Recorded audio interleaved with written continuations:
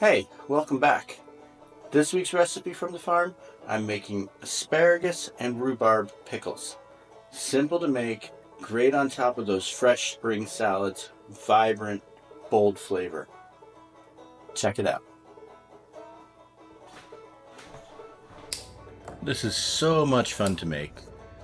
I'm breaking up some asparagus. You can peel it.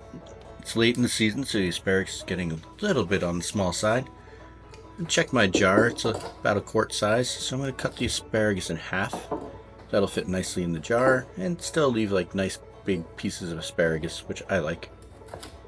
Then I'm going to cut up, so that was about a half a pound of asparagus and it's about a half a pound of rhubarb. I felt like that was kind of a nice amount to make, fit the jar really well.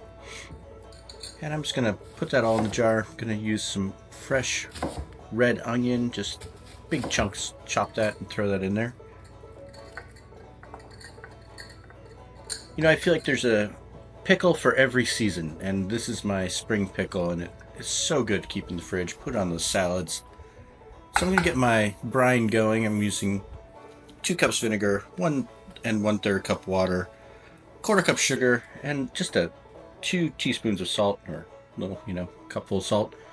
And then I'm going to add the spices. You can check out my website to check out the spices. We're doing something not like a dill pickle, but more like a orangey, lime kind of zesty pickle. I think it makes a big difference. You can check that out on my website.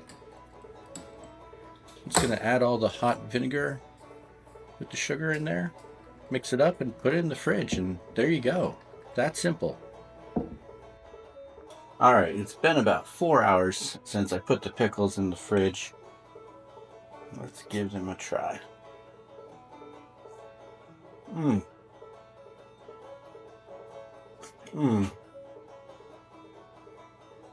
that is so good. The rhubarb and the asparagus and the vinegar. Wow, that is super duper tasty.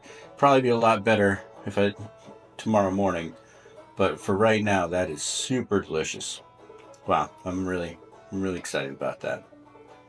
So until next time, keep planting, keep cooking, do something good.